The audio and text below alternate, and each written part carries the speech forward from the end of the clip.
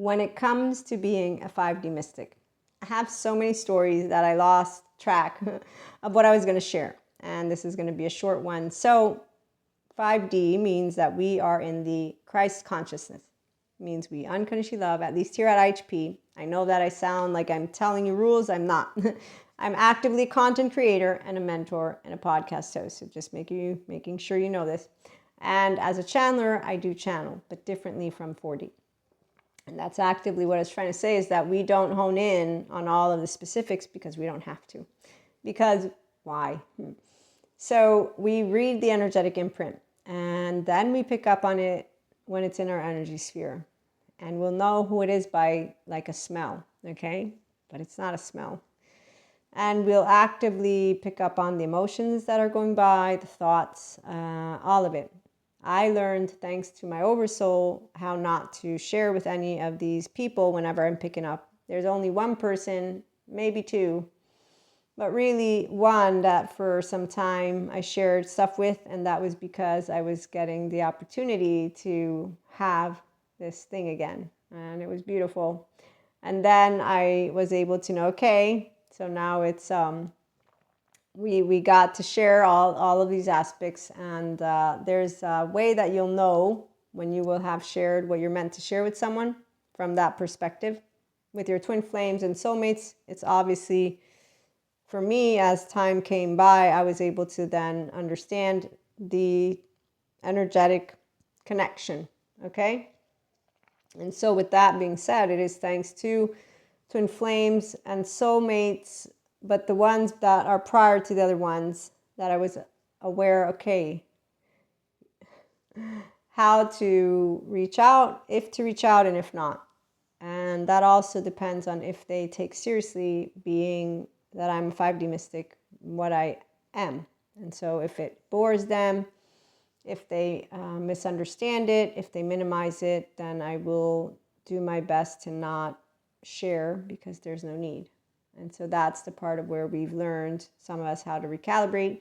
And we actively have the capacity to work with our emotional body, mental body, and physical body. So you know that you don't have to do not. The people who feel compelled to have to do, I get it, because at the beginning, for me, it wasn't I was compelled. I wanted to share with my loved ones. I was excited because I was introduced to all of that, which is our oversoul. So I was excited to share about what was happening. Also, some of them were really intense, and then I got to understand that that isn't going to work, which is why I was happy when I got gifted back my lovely connection and my lovely rainbow heart. That was really fun and really nice.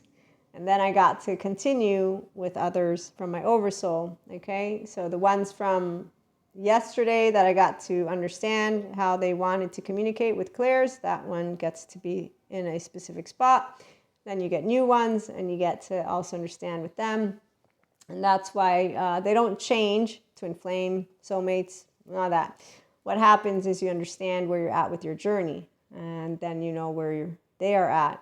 But you don't necessarily have to catch up with each other, okay? So the feminine is always aware of what's going on. And it's the masculines that don't know.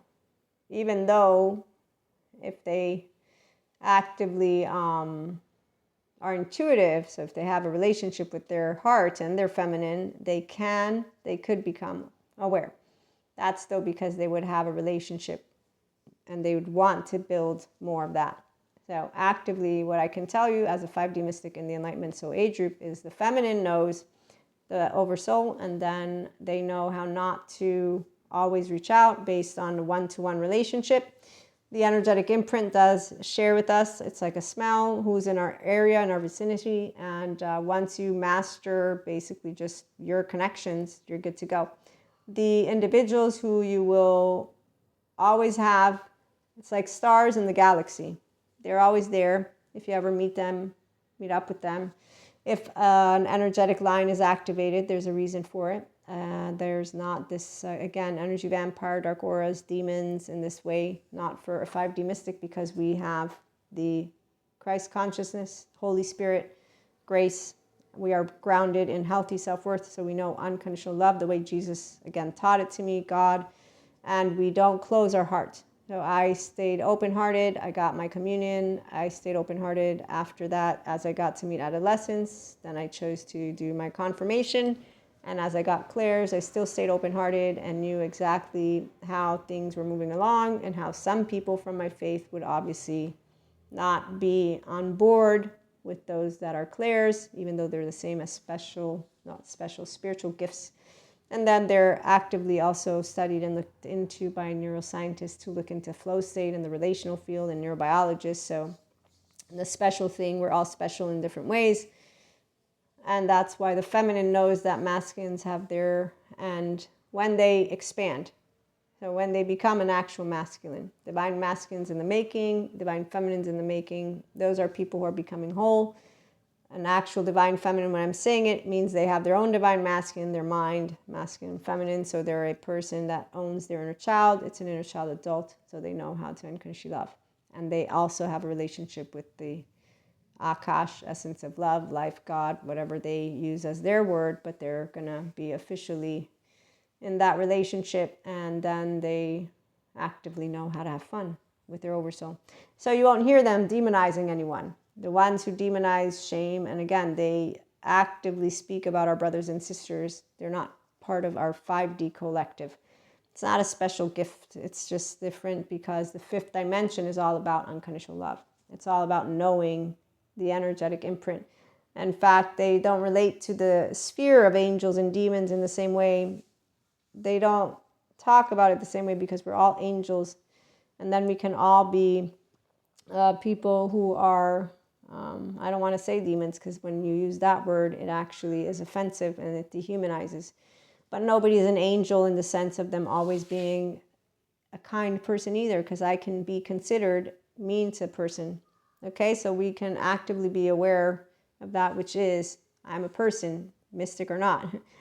The sad part is that as a mystic, there are those who will make up stories. And there are the 4D that make up the stories and the 3D. So we don't make up stories, and we don't have any danger when someone's in our energy sphere. We actively know that they cannot curse us. They cannot harm us. They cannot do any of it. If you learned anything about the energetic sphere, and I did when I was a kid with God, again in Jesus, you can't be harmed at all. And if you have faith, you're untouchable. Or even if you get touched, meaning that it's time for you to go, you're going to go. You don't have a choice.